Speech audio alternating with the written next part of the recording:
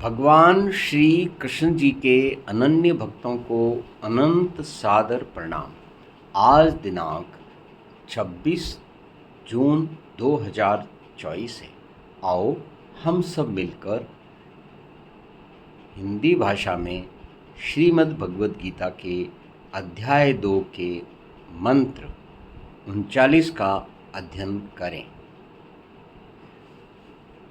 हम अपने कार्यक्रम को शुरू करते हैं हरि भक्ति के नाम जप यज्ञ के साथ। ओम नमो भगवते वासुदेवाय नमः।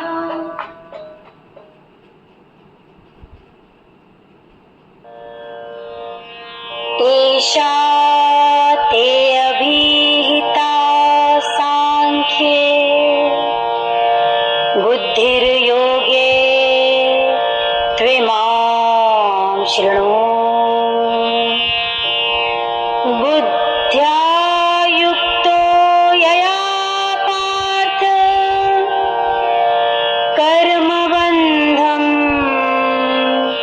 प्रहास्यसि।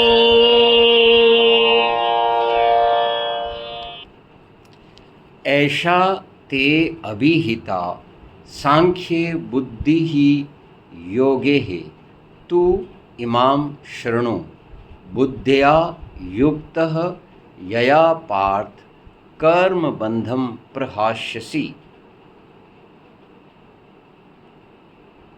आओ हम इस बात को अच्छी तरह समझें कि हमारा युद्ध आज 21वीं शताब्दी में श्रीमद् भगवद गीता के अनुसार उस महान दुश्मन के खिलाफ है जो न केवल मनुष्य मात्र बल्कि प्राणी मात्र को भी यह कहने को बाध्य कर रहा है त्राहिमाम त्राहिमाम, यानी कि हे प्रभु मुझे बचाओ मुझे बचाओ। ऐसे क्या समस्या हो सकती है? जरा सोचें कि ऐसी क्या समस्या हो सकती है जो प्राणी मात्र को इस पृथ्वी पर त्राहिमाम त्राहिमाम, हे प्रभु मुझे इस भवसागर से पार निकालो पार निकालो। ऐसी कौन सी समस्या हो सकती है? और हम सबको मिलकर उस समस्या के खिलाफ एक महान युद्ध छेड़ना है।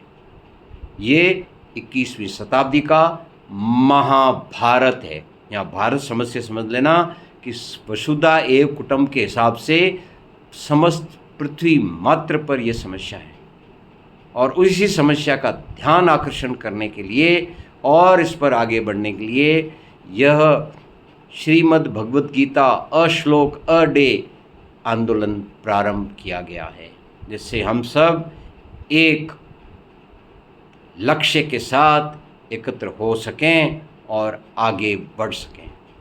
वह ध्येय क्या है वो मैं अगली कड़ी में सुनाऊंगा। इससे पहले आइए हम हिंदी में सुनते हैं इसी श्लोक को। हे पार्थ, यह बुद्धि सांख्य योग के विषय में कही गई है और अब तू कर्म योग के विषय में सुन। इस बुद्धि से युक्त होकर तू कर्म बंधन से छूट जाएगा। हमें यहाँ यह समझना है कि वह कौन सी समस्या है जिसके कारण महाभारत युद्ध हुआ था द्वापर युग के अंत में, और वह कौन सी समस्या है जो हम प्राणी मात्र को परेशान कर रही है। और उस परेशानी के युद्ध के लिए हम स्वयं भगवान श्री कृष्ण जी का आह्वान करते हैं कि हम भक्त आपके चरण में त्राहिमाम त्राहिमाम कर रहे हैं कि हम आपके सखा, आपके मित्र, आपके दास, आपके सेवक, आपके पुत्र, जिस किसी रूप में आप हमें स्वीकारें उस रूप में हम सब भक्त एक ही समस्या की ओर ध्यान दें। वह समस्या कौन सी है? आइए इस विषय पर हम आगे व्याख्या में सुनें। इस श्लोक में आए सांख्य शब्द पर बात करें तो इसका तात्पर्य हुआ विश्लेषण से, जिसका मूल रूप से संबंध शरीर और आत्मा के विश्लेषण से है। इसके द्वारा आत्मा की प्रकृति का वर्णन मिलता है। भगवान कृष्ण अर्जुन को बता रहे हैं कि उन्होंने यह सारी बातें सांख्य योग के माध्यम से बताई, लेकिन अब वो कर्म योग पर बात करेंगे, यानी निष्काम भाव से कैसे कर्म करना चाहिए, इस पर श्री कृष्ण ज्ञान देने वाले हैं। भगवान अर्जुन को कहते हैं कि हे पार्थ, अगर तुम इस प्रकार ज्ञान या बुद्धि से कर्म करोगे तो कर्म बंधन से मुक्त हो जाओगे। बुद्धि चीजों का विश्लेषण अच्छे से कर सकती है, फिर इसके बाद अगर कोई कर्म करे तो उसे कर्म बंधन में नहीं फंसना पड़ता। कर्म बंधन में उलझने का संदर्भ ही तब आता है जब व्यक्ति विवेक से काम नहीं लेता। जहां बुद्धि से चलने की आवश्यकता होती है, वहां वो किसी खास परिस्थिति के अधीन होकर काम करता है। लेकिन अब आगे कर्म योग पर बात होने वाली है।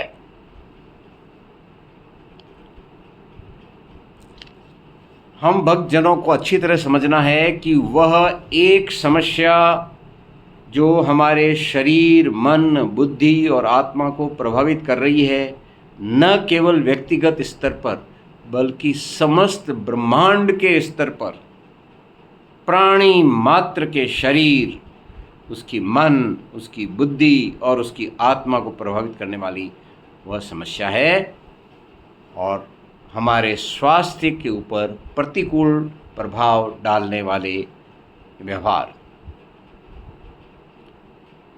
श्रीमद् भगवद गीता के अध्याय 13 के श्लोक 1 और 2 में आपने अच्छी तरह समझा कि प्राणी मात्र का कार्य क्षेत्र उसका शरीर है।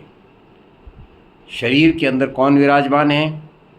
जीवन, बुद्धि, मन, और इन सब को प्रभावित करने वाली कौन सी वस्तु है? तो हम प्राणी मात्र का जो युद्ध होगा वो उस गतिविधि के खिलाफ होगा जो कि हमारे स्वास्थ्य के लिए महान शत्रु हैं। ये 21वीं शताब्दी का कलयुग का समय है और हमें उस शत्रु के ऊपर पूरी तरह से प्रतिबद्ध होकर एक लक्ष्य के साथ आक्रमण करना है। और आक्रमण का मतलब है अपने आप को बचाना है। बचाएंगे कैसे? उस महान शत्रु को हटाकर। वो शत्रु के कुछ शत्रुओं के नाम मैं आपको बता देता हूँ। वायु प्रदूषण जो हमारे सांस की गतिविधि को रोक रहा है, जल प्रदूषण जिसने हमारे पीने के पानी तक को साफ नहीं छोड़ा, भोजन प्रदूषण जिसने हमारे भोजन को भी अपवित्र कर दिया। Hey, where are you? I'm missing you. हाँ जी, ये बोल रही है, ये भी जीवन बोल रही है कि देखिए आप कहाँ हैं। ये जीवन आपको मिस कर रहा है। क्यों?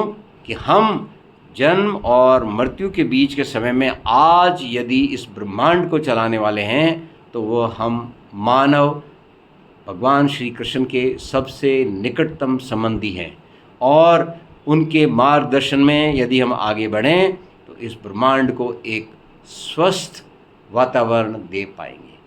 और स्वस्थ वातावरण का नाम ही स्वर्ग है।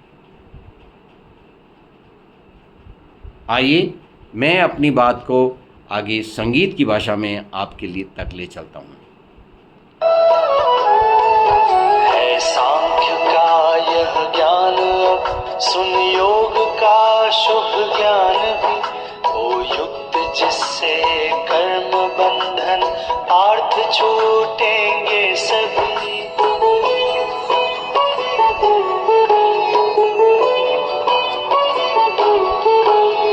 हमारा लक्ष्य स्वस्थ पृथ्वी। इस लक्ष्य को प्राप्ति के लिए आइए अगले 2 वर्ष तक हम केवल एक ही काम करें और वह काम है अपने आप को जांचें कि कहीं हम तो वो कारक नहीं हैं जो पृथ्वी को अस्वस्थ बना रहा है।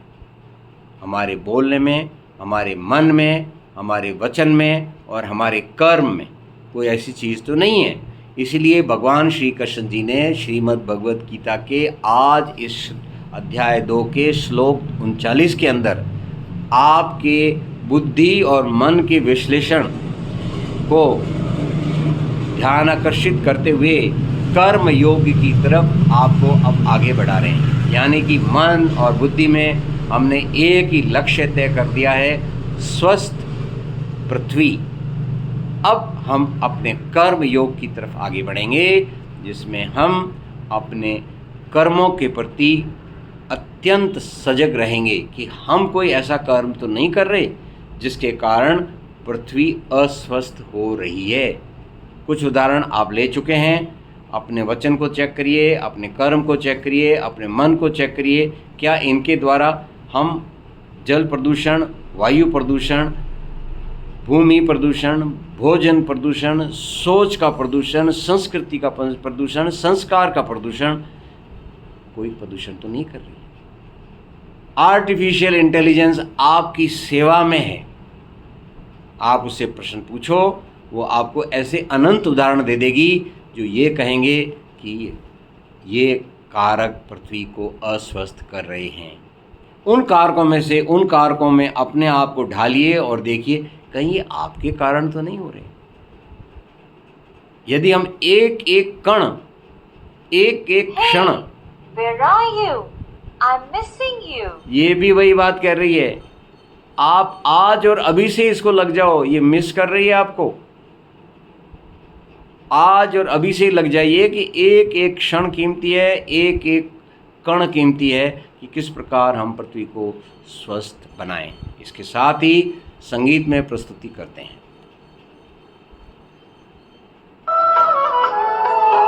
है सांख्य का यह ज्ञान अब सुन योग का शुभ ज्ञान भी, ओ युक्त जिससे कर्म बंधन पार्थ छूटेंगे सभी।